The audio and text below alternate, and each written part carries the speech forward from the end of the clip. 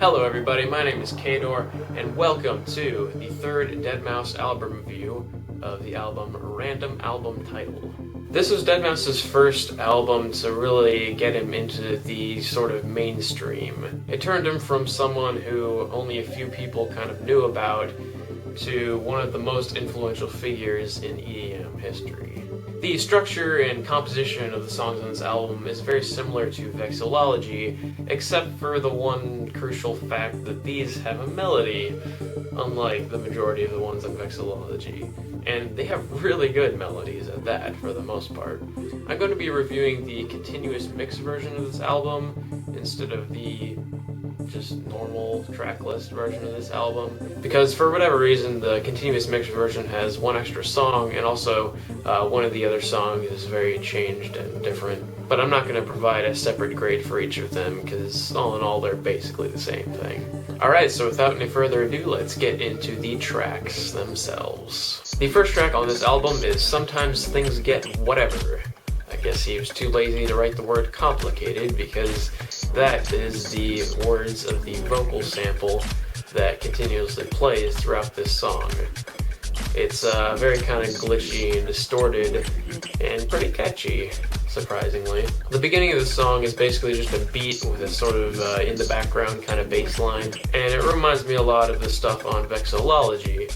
But what provides sort of a nice transition into the feel of this new album from Vexillology is the sort of breakdown of the song when the beat cuts out and this very bass-heavy but surprisingly nice and detailed melody comes in. It's a pretty cool melody, and definitely is a step ahead of many of the Vexillology tracks. The aforementioned voice sample also gets very glitchy and distorted, even more so in the sort of last part of the song, so that keeps things interesting a little bit. Overall, this track is pretty kind of bare bones for the most part, except for the melodic segments that are thrown in and the interesting voice sample. But the melody's good enough and the voice sample is strangely catchy enough to award this song a 7 out of 10.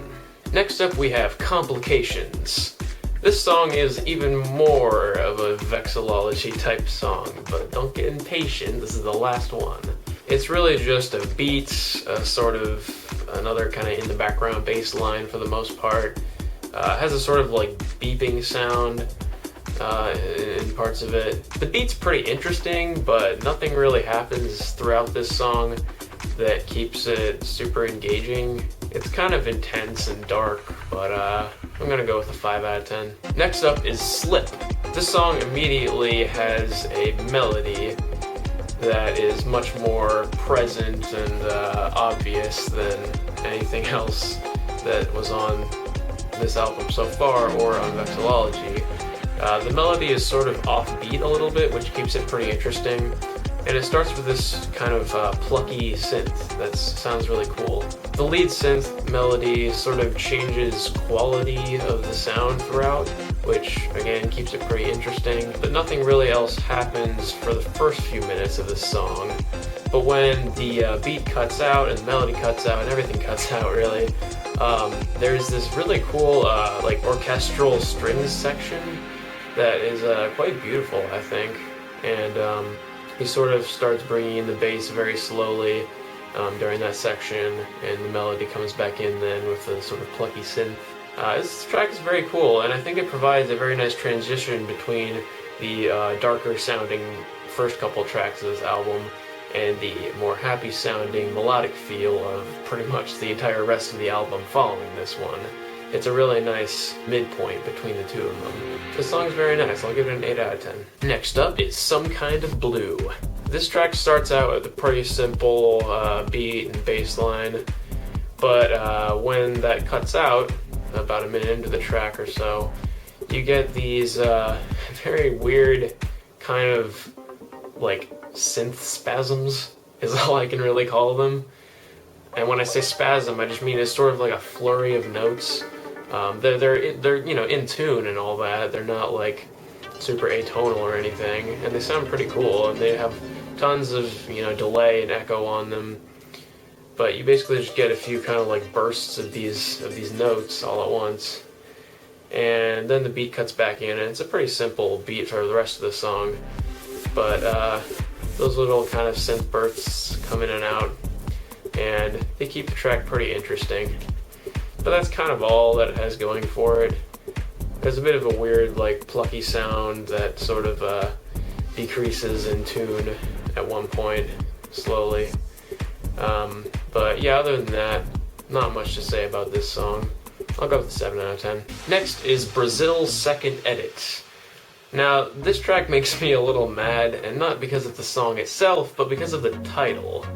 It says Brazil's Second Edit, which means that there is presumably a first edit of a song called Brazil that he changed a little bit to become this. But this is the original edit of Brazil.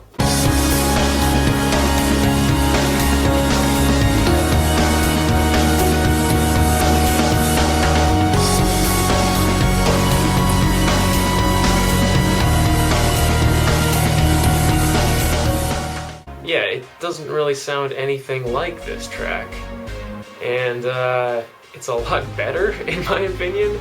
I mean, it's a very different type of song, and it wouldn't really have fit in this album too well, but he didn't even release it at all. I think it was used in like a movie or something, but he definitely should have released it or something, because it's a really epic, beautiful, intense track. I don't really see any similarity with it to this song.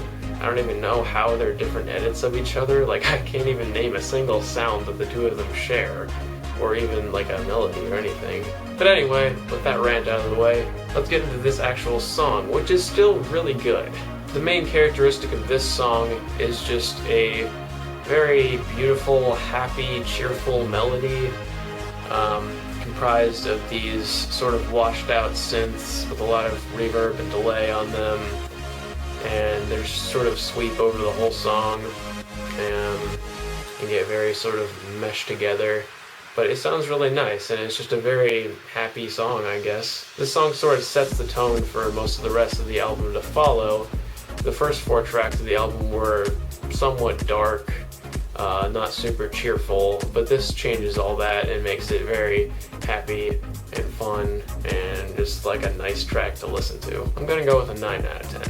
But man, the original 10 out of 10 is so good. Next is Alone With You, which is probably deadmau5's like sappiest song title. He usually names it something weird, like Sometimes Things Get Whatever. This track is a lot like Brazil's Second Edit in that it's a very happy sounding track with a very sort of major key positive vibe. But the big difference between this and Brazil's Second Edit is the fact that this song is comprised of, like, I think 16th note triplets or 8th note triplets, something like that. It's hard to tell because of all the delay that's on them, but basically it's a bunch of broken synth lines, like kind of thing. It's just very fast paced. But yeah, the melody is very, very nice and cheerful, and it has a couple of these build-up sections where the bass kind of gets a little bit scratchier, I guess, over time, and provides a really nice build-up, and then it kind of, you know, the beat kicks back in and sort of goes back to the basics and starts over. There's also these sort of wind chime type things that are used throughout that just add to the cheerful, positive quality of this song. I'd go with an 8 out of 10. Next is I Remember. This track is definitely the most popular one on this album and became an instant fan favorite. It's actually a collaboration with Cascade, who is another EDM producer, and it features the vocals of Haley Gibby, so that sort of combination of other people probably made the track as popular as it is. But honestly, I think it deserves all the popularity it gets. This is a really good track. It's the longest on the album at about 9 minutes, but it really doesn't get boring throughout. I think it probably would if it didn't have the vocals, but with the inclusion of the vocals, I mean, it's just interesting throughout, in my opinion. Now, the vocals are very sort of relaxing and peaceful, sort of surprisingly, considering that it's a dance track. But yeah, they're very nice to listen to, and they have a lot of sort of reverb and all that, and they just feel very kind of ethereal. And the melody of the sort of synths in the background and all that just really complement the vocals well, and yeah, the track overall is just pretty fantastic. There's a lot of nice build-ups. The synths just sound super good. Really nothing bad to say about this song. I'm gonna go ahead and give it a 10 out of 10. Hey, that's the first 10 out of 10 I've ever given a deadmau5 song in this review series. Isn't that pretty cool? Next up is Faxing Berlin. This track is more specifically what got deadmau5 into the mainstream. He sort of released it a little bit before this album came out as a single, and it was played on this radio show, and everyone was like, whoa, it's cool, and yeah, everyone really liked this track, and it kind of got him a lot of fame. Although the weird part about this track on this album in particular is in the continuous mix version, it starts with about 1 minute and 30 seconds of this acoustic piano version, where basically the main melody is played on an acoustic piano, and then it smoothly transitions into the electronic part, and the piano just sort of gets overtaken slowly by the main synth melody. My only problem with the way that he arranged this on the continuous mix version is that the piano version and the normal version combined is still only like 4 minutes, which is half the length of the original song. So I kind of wish it was longer, but it still flows really well within the album, so I'm not really going to count that against anything. Now for the song itself, it's a very good one. The melody is fairly simplistic, but it's really nice and quite beautiful. There's a few sort of sounds like this shaker that happens throughout, and just a couple other sort of atmospheric sound effects. But other than that, and the beat and the melody, there's really not too much else about this song that I can kind of say. But it is really nice, really relaxing, and just a great melody in general. I'll go with a 9 out of 10 for this one. Next is Not Exactly. This track is kind of similar to Alone With You in a way, in that it's just this sort of 8th note based synth melody. Unlike Alone With You, however, this track is a lot darker and more atonal. It's also much lower pitched. It starts out with sort of a bass sounding synth, and it sort of builds up into this sort of like screechy, atonal synth, but it doesn't sound bad. It sounds pretty cool as a build-up, and it doesn't go on for long enough to actually be annoying, and it pretty much just repeats that throughout. In the middle of it, it just has this long build-up where it goes from more of a plucky sound to more of a like kind of sound, and then it just goes right back in and starts over with the beat, and yeah, that's pretty much it, really. There's a few atmospheric sound effects and this sort of like whooshy vox sound that happens every now and then. This track's very nice, and even though it's pretty simple in melody-wise and sort of sound effect-wise, it's still very enjoyable as you're listening to it. So I'd go with an 8 out of 10. Next up is the exclusive to the continuous mix version, Our Guru. This song starts out with an amazing, beautiful intro that comprises of basically piano, sort of strings. It's really nice, and it's about like a minute or so of that, and it's just this big, cool melodic build-up. And then it sort of cuts out a little bit abruptly, and this more bass-heavy synth line comes in. It changes a lot, even though the general melody remains the same, and it turns into sort of like a bass house track.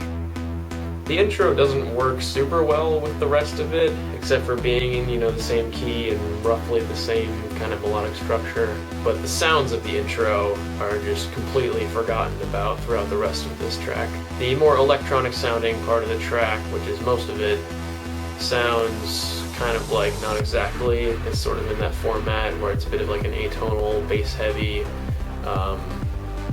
plucky synth lead melody thing. And it kind of builds up, and then there's this sort of octave up version of it after the drop, I guess. I kind of wish he would do more with the intro for this song rather than completely changing it into a bass house track. But it doesn't sound bad. I just think it could have sounded a little bit better. Nevertheless, I'd give it an 8 out of 10. It's still a very good melody and a very good track. And finally, the last track on this album is So There I Was. This track starts out with just a beat and a pretty distinctive bass. It's kind of monotone, but it's just like wah, wah, kind of over and over again. And then about like a third of the way through the song, you get these sort of light synth melody that sounds kind of like sort of high-pitched plucks on like a string instrument of some kind with some delay on it. And yeah, that's pretty much it. The melody goes away as quickly as it came, and then you're just left with the loud, distinctive bass and beats to sort of fade out for the rest of the track. Not a super interesting track and a little bit of a low note to end the album on, but it's still good, and the melody is not terrible. So I'm going to give it a 7 out of 10. Alright, so that is all the tracks on the album. Now for the sort of album composition as a whole, how well everything worked together. It worked really well. The continuous mix version especially illustrates how well all these tracks just flow together perfectly and are just mixed expertly from one to the other. I really like how it started with this sort of continuation of vexillology a little bit, and then with Slip provided a very nice transition from that into the more melodic section of the rest of the album, and then it sort of got more kind of bright from there on, and more happy with Brazil's second edits. I mean, everything feels like it was placed out very carefully and very meticulously, despite the random nature of the album title. It's really not random how these tracks are arranged. I'm gonna give this album a 10 out of 10 on the composition and mix as a whole. Alright, so with all those scores averaged together, we get the final grade for deadmau5's random album title album to be an 8 out of 10. Definitely the best album I have reviewed so far, and just a classic really in terms of progressive house and deadmau5 specifically. Many of the tracks on here just have these beautiful synth melodies and are sort of relaxing and danceable at the same time, which is not a combination you get very often in dance music. I definitely recommend you listening to this album. I think you should definitely listen to the continuous mix version, even if it doesn't do quite enough justice to Fax Berlin. It has our guru, and everything just mixes together perfectly. So yeah, that was my review of deadmau5's random album title album. I'll be back next time for a review of For Lack of a Better Name. He starts getting a little bit lazy with the album titles, as you can tell around this point. At least he's not naming albums after the word for the study of flags anymore. That was a little bit weird. So yeah, see ya.